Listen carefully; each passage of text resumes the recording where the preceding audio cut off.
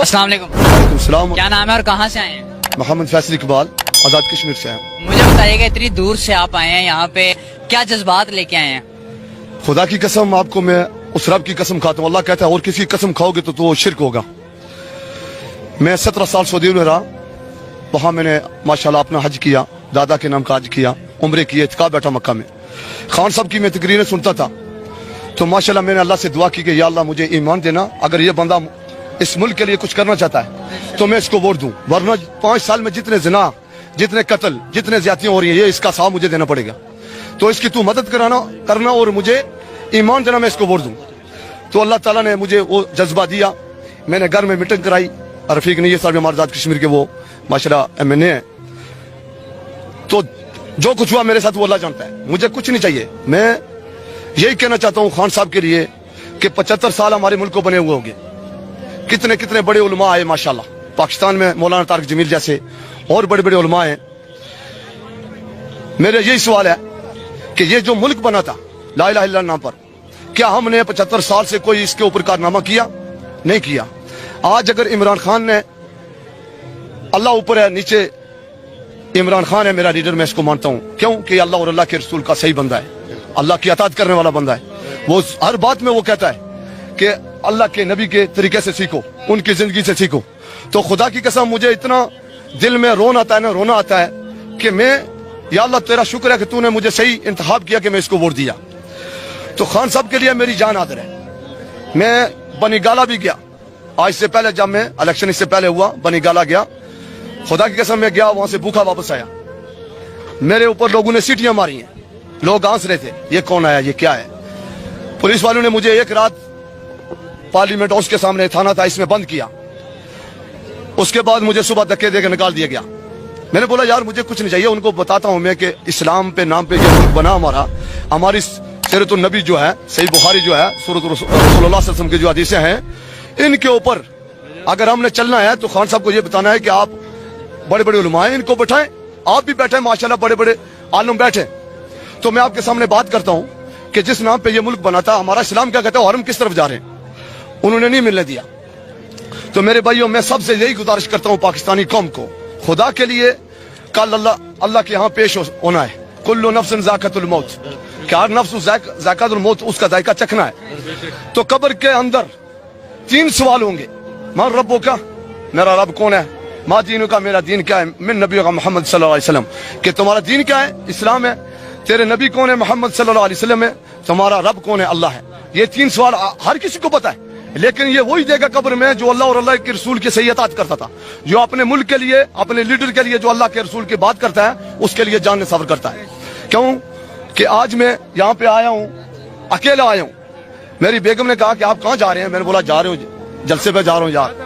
بولا آپ نہیں جاؤ, آپ کو کوئی مارے گا, کیا ہوگا. میں نے بولا یار اگر کوئی مار دے مجھے تو میرا جنازہ, ہمارے بنڈلی میں شیخ صاحب ہے, میں نے بولا ان کو بولا کہ میرا جنازہ پڑھا دینا, کوئی مسئلہ نہیں ہے. جو اللہ کے ہیں, اللہ کے رسول کی صحیح اطاعت کرنے والے ہیں, ان کو کسی کا ڈر نہیں ہے. آج خان اگر ڈٹ کے کھڑا ہے, کیوں کھڑا ہے, ہماری طاقت نہیں ہے, خدا کی قسم اس کو اللہ کی طاقت ہے.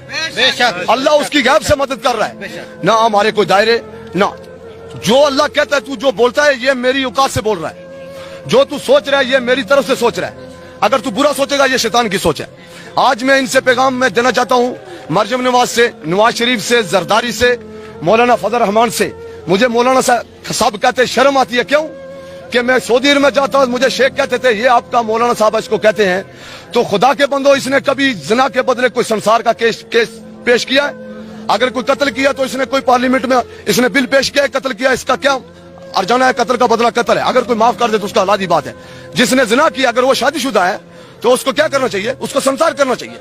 अगर बगैर शादीशुदा है तो 80 कोड़े मारकर उसको 2 साल जला वतन करना चाहिए, ये सजा है। तो इस उलमा ने माशाल्लाह मौलाना साहब को मैं इनके लिए दुआ करूंगा कि अल्लाह ताला इनको हिदायत दे, इनको सीधे रास्ते पर चलने की तौफीक अता फरमाए।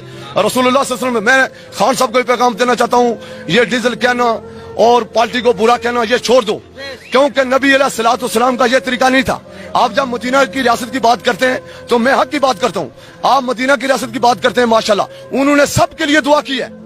अगर कोई मुखालिफ आए उनके खिलाफ जंग लड़ी है। मुझे और हक और बातिल की लड़ाई है, ये हक जीतेगा इंशाअल्लाह, चाहे खान एक है।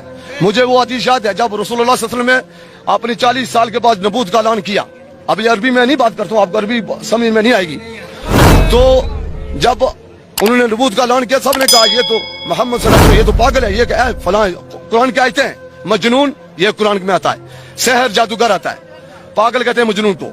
उनको पत्थर मारे गए, उन्होंने छोड़ा नहीं छोड़ा, क्यों? अल्लाह का हुक्म था, वो नबी थे। और रसूलुल्लाह सल्लल्लाहु अलैहि वसल्लम को कहा गया कि आपके बाद नबी कौन नहीं आएगा, आपके बाद कौन आएंगे? मेरे प्यारे बंदे होंगे जो अल्लाह और अल्लाह के रसूल के इताअत करने वाले आएंगे। तो इंशाअल्लाह वो कामयाब होंगे। जैसे मैंने कहा कि कुरान की आयतें क्या कहती हैं, इन्नल्लाह मा साबिरीन, कि मैं सब्र करने वालों के साथ हूं। इन्नल्लाह माल मुत्तकीन, कि मैं मुत्तकीन लोगों के साथ हूं। इन्नल्लाह अला कुल्लि शैइन कदीर, मैं हर शय पे कादिर हूं। सुभान अल्लाह, अल्लाह ताला ने इतनी तालीम दी है मेरे भाई, उनको मैं यही पैगाम दूंगा, आप जितने मर्जी जलसे कर लें। खुदा की कसम खा के कहता हूं, ना मेरी कोई औकात है यहां बोलने की आजाद कश्मीर में, ना मेरी कोई औकात है मैं आपको नवाज शरीफ को, जरदारी को, किसी को वोट नहीं दिया जिंदगी में। 42-45 साल मेरी उम्र हो गई है। ये जो मैंने वोट दिया खान को, ये अल्लाह ने दिया, क्योंकि अल्लाह के घर में सजदा रेज होकर बोला कि या अल्लाह मदीने पाक में कि अगर ये बंदा हमारे मुल्क के लिए, हमारी वाम के लिए कुछ करना चाहता है तो मुझे ईमान देना, मैं इसको वोट दूं, क्योंकि क़यामत के तू तेरे फरिश्ते और तू मुझे ये गलमा मेरे गिरबान पकड़ोगे तो या अल्लाह मैं आपको किसी चीज का हिसाब नहीं दे सकता। जितने खान साहब की हुकूमत में ये जिनाकारियां हुई हैं, बच्चों से ज्यादतियां हुई हैं, खुदा की कसम मुझे खाम में अल्लाह बताता था ये बेबस है, लेकिन अभी इसके ऊपर इम्तिहान है खान के ऊपर।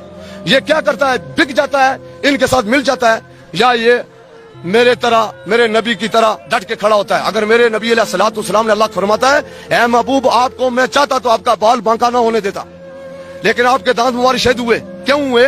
कि मेरे महबूब होकर आपके दांत मुबारक शहीद हुए। आपके बाद जो अपनी औलाद से, अपनी जायदाद से, अपने पैसों से, अपने सब कुछ से, अपने बेटों से, अपने बीवी बच्चों से जो बढ़कर मोहब्बत करेगा वो तेरा और वो मेरा होगा, वो अल्लाह और मेरे नबी का होगा। और मेरी दुआ है खान साहब के लिए, अल्लाह ताला खान साहब को कामयाबी अता फरमाए। और जो पीडीएम जो है इस वक्त 11 पार्टियां हैं, खुदा की कसम खा के कहता हूँ, मेरा रब पे यकीन है, मुझे छुरियां भी उठाई गई हैं मस्जिदों में, थप्पड़ भी मारे गए, थाने गया मैं केस करने के लिए नहीं आया, मैं आपको बताने के लिए आया हूँ कि खुदा के लिए, जिस मुल्क के लिए ये बना है, जिस मुल्क ये बना ला इलाहा इल्लल्लाह के नाम पर, इसका कानून लागू करो। मैं चला गया, आज पीडीएम के लिए 11 पार्टियां हैं, अगर 11 के बगैर 111 भी हो जाए, अगर अल्लाह मेरा ना चाहे तो खान को कोई इसको बाल बांका नहीं कर सकता। और इस मुल्क को जिंदाबाद, इमरान खान जिंदाबाद,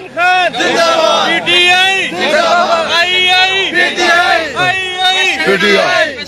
मुझे बताइएगा कि ओआईसी का इजलास पाकिस्तान में हुआ, इससे पहले खान साहब की हुकूमत में 2 मरतबा हो चुका है, इससे पहले आज तक किसी लीडर ने ये ओआईसी का इजलास पाकिस्तान में नहीं करवाया। क्या समझते हैं कि ओआईसी के पाकिस्तान में इजलास होने से पाकिस्तानियों का सर फख्र से बुलंद हो गया? आज ही में माशाल्लाह माशाल्लाह माशाल्लाह। जवाब मैं दे दूं? आप देखें नवाज शरीफ के दौर में हुआ नहीं हुआ, नहीं। मैं वही वो जहाँ भी गए उनका वो घड़ी देखते थे बस। ये अल्लाह जिसको चाहता है वह तो इज्जो मंतशा वह तो जिल्लो मंतशा। अल्लाह ताला ने खान साहब को इज्जत दी और हमारे इस्लामी कॉन्फ्रेंस हमारे मुल्क में हुई। देखें ये अल्लाह ताला ने खान साहब को बहुत बड़ा आजाद दिया और हमारे मुल्क को जो लूट रहे थे, इस मुल्क को बदनाम कर रहे थे, अल्लाह ताला ने इन सबको बेनकाब कर दिया। اور خان صاحب نے جو تقریر قوم متحدہ میں کی, اگر جس کے اندر ایمان ہے ذرہ بر بھی, ریت کے دانے ذرا ایمان ہے, وہ اس کو کبھی نہیں کہے گا کہ یہ یہودی جنٹ ہے. لیکن جب میں سنتا ہوں لوگوں سے کہ یہ یہودی جنٹ ہے, کل آدم علیہ السلام کے پاس آپ نے پیش ہونا ہے سب سے پہلے. کوئی راجہ نہیں ہے, کوئی موچی نہیں ہے, کوئی بٹ نہیں ہے, کوئی مسلی نہیں ہے.